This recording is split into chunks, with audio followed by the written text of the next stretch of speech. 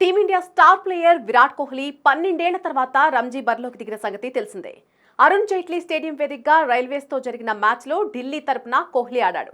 అతన్ని చూసేందుకు అభిమానులు భారీ సంఖ్యలో అరుణ్ జైట్లీ స్టేడియంకు తరలివచ్చారు. కానీ కింగ్ కోహ్లీ మాత్రం అభిమానులను తీవ్ర నిరాశపరిచాడు. తొలి ఇన్నింగ్స్లో కేవలం 6 పరుగులు మాత్రమే చేసి అవుట్ అయ్యాడు. రైల్వేస్ బౌలర్ హిమాన్షు సాంగ్వాన్ అద్భుతమైన బంతితో కోహ్లీని క్లీన్ బౌల్ చేశాడు. దీంతో స్టేడియం మొత్తం ఒక్కసారిగా సైలెంట్ అయిపోయింది. కోహ్లీ అవుట్ అయ్యాక స్టేడియం నుంచి అభిమానులు వెళ్లిపోయారు. కాగా మ్యాచ్ ముగిసిన తర్వాత హిమాన్షును కింగ్ కోహ్లీ ప్రశంసించినట్టు తెలుస్తోంది. సాంగ్వాన్ తాను వికెట్ తీసిన బంతిపై సంతకం చేయమని కోహ్లీ వద్దకు వెళ్లి అడిగాడట. అందుకు కోహ్లీ వాట్ ఎ బాల్, అద్భుతమైన డెలివరీస్ అందించావని కొనియాడినట్టు సమాచారం. అయితే ఈ మ్యాచ్లో భాగంగా 3వ రోజు రక్షణ వలయాన్ని ఛేదించుకొని విరాట్ కోసం 3 అభిమానులు మైదానంలోకి పరుగులు తీయడంతో కాస్త గందరగోళ పరిస్థితి ఏర్పడింది.